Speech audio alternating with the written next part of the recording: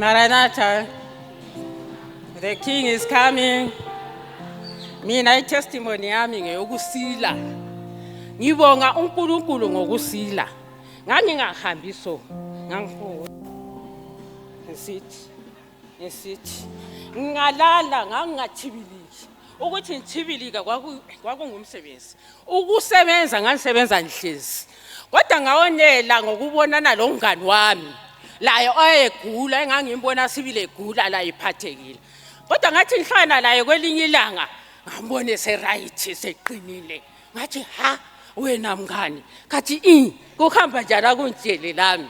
Wabe sithi khona le town ngale. Athi town futhi lapho kugadwa khona. Ehlizweni ngathi imali yakho azayithatha nga. Ahla wathi khona ngale ikho lapha ngasila khona. Wathi ekhuluma kodwa ngimbona nje ngokuba nguye kwakhe. Hayi ngamangala ngathi nguwe sibili nguwe nje. Ngasola ngakhala ngemali sisehlukana khapha ngahlala endlini. Ngabe lokho ngicabanga. Zayithatha ngaphi imali yokuthi ngiyefika eTown ngale. Lami ngifuna ukuyafika khona ngale. Ingqondo yami ukuthi ngizobona ukuthi vele ukuhamba njani. Ngahlala ngagcina imali ngazobuya November phakathi kwaNovember khonapho ngabuya ngawonela ukungena nje khona uyazi ngeza uzimba wami so la ngesitepu sakhona ngeza ukuthi lapha kuyasilwa lapha kusemthonjeni la ngathi sizwa intshumayelo yakhona liyazi noma ngingakafaka isandla kodwa ngavele sengini ngathi sengizofaka isandla kwawungayisimi khatha sindawo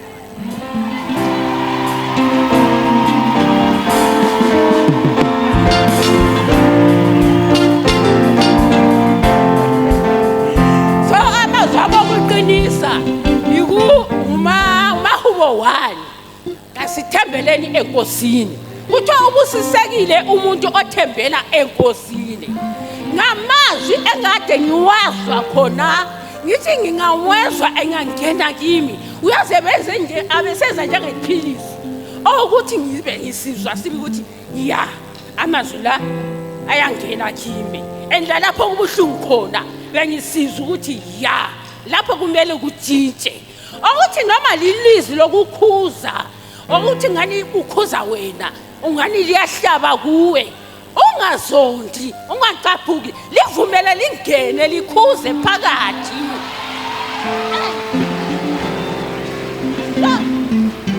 so amazwi wona lawo yiwo angumuthi ngokuthi uMasalzi 1 kuthiwa ubusisekile umuntu othembele enkosini unjengesihlahla esimila emanzini impande zazo zihlala zisemanzini impande zingahlala zisemanzini uyaqina isihlahla siyaqina siyahluma sizala isithelo so emazwini kaNkulunkulu yikho lawo angamazi awumuntu wona